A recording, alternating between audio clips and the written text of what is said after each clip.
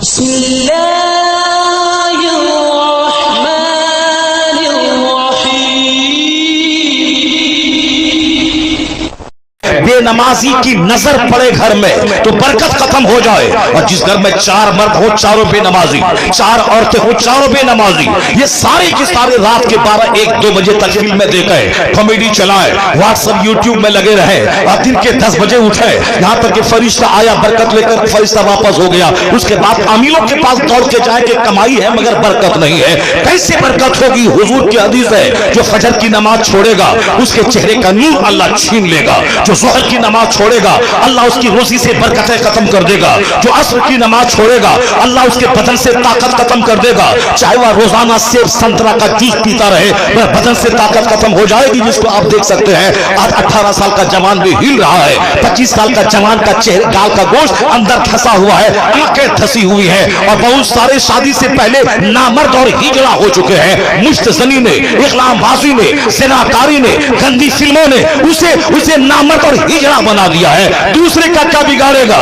جو PUBG game کھیلتا ہو، جو گندے مناظر دیکھتا ہو، وہ تو دوسروں کا نقصان تو بعد میں کرے گا، وہ اپنی صحت کا نقصان کرتا ہے، وہ اپنی جوانی کو تباہ کرتا ہے، وہ اپنی مستقبل کو برباد کرتا ہے۔ اس لیے مولوی تیرا دشمن نہیں ہے جو تجھے ان باتوں سے روک کر تجھ سے دشمنی کر رہا ہے۔ مولوی سے بڑا شبھ چنتک دنیا میں کوئی نہیں ہے۔ دوسرے آدمی کو تو گالی دے وہ تجھ سے بدلہ لیتا ہے، دوسرے آدمی کو مارنے کی بات کر وہ تجھ سے بدلہ لیتا ہے، لیکن اس دھرتی پر ایک گروہ ہے مولانا کا، اگر تو بولتا ہے مسجد سے میں نکال دوں گا مگر یہ جمعہ کے خطاب میں یہ نہیں بولتا ہے جاؤ تو جہنم میں بے وضو نماز پڑھا دوں گا، یہ نہیں بولتا ہے، یہ کہتا ہے تیرے گلے میں جو سونے کا لاکٹ ہے یہ پہننا حرام ہے، یہ جہنم جانے کا ذریعہ ہے، یہ ہاتھ میں جو سونے کی چین ہے یہ پہننا حرام ہے، یہ جو تو ایک وقت کی نماز چھوڑنا حرام ہے، تو اسے بھگانے کی بات کر رہا ہے یا تیرے جنت لے جانے کی بات کر رہا ہے، تو اسے مارنے کی بات کر رہا ہے یہ تجھے حرام و حلال کی بات کر رہا ہے۔ پتہ یہ چلا اصل میں شبھ چنتک خیر خواہ جسے کہتے ہیں،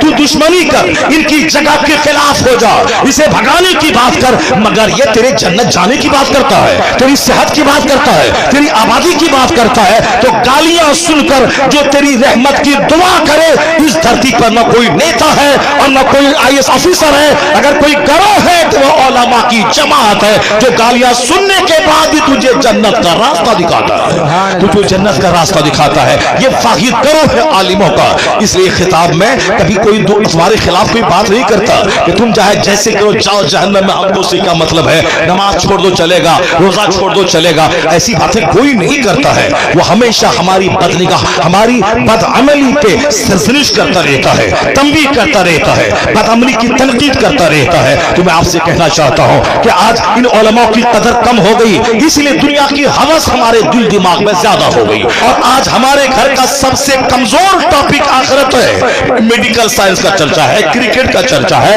فلم کا چرچا ہے، ڈاکٹر بنانے کا چرچا ہے، الیکشن جیتنے کا چرچا ہے، زمین خریدنے کا چرچا ہے، صاحب شادی بیاہ کا چرچا ہے، اپنی بیٹی کو پڑھا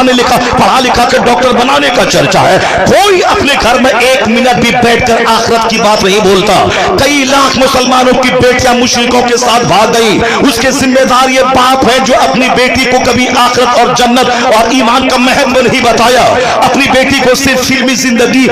زندگی، مال والی زندگی، آسائش والی زندگی، تو پھر تو وہ آسائش کے چکر میں کافروں کے پاس جانا پڑے، وہ چلی گئی۔ آپ نے کب بتایا ہے کہ اصل میں ایمان سب سے بڑی چیز ہے؟ دنیا ملے نہ ملے اگر ایمان سلامت ہے سب سے بڑا وہ دھنواد ہے۔ دنیا کی زندگی عارضی، فانی اور وقتی ٹیمپرری ہے، اصل دائمی زندگی آخرت کی ہے۔ اگر آپ بھٹی میں پلا دیتے، اگر کوئی دشمن اس کو کہتا کہ 10 لاکھ روپے میں دوں گا تو میری گود میں آ جا، یہ بولتی میں ساری زندگی کنواری رہ جاؤں گی مگر ایمان کا سودا نہیں کروں گی۔ اس لیے ہر ماں باپ پہ لازم ہے کہ انجینئرنگ کی بات بعد میں کرے، میڈیکل سائنس کی بات بعد میں کرے، پولیٹیکل تبصرہ بعد میں کرے، پہلے آخرت اور اسلام اور ایمان کا مہتو بتا دے۔ دنیا میں کچھ ملے نہ ملے اس کا بچہ ایمان لے کے اگر آخرت میں چلا گیا تو سب سے بڑا دھنوان وہی ہے اور سب سے بڑا کامیاب باپ وہی ہے جو بچے کو کچھ دے نہ دے ایمان کی دولت۔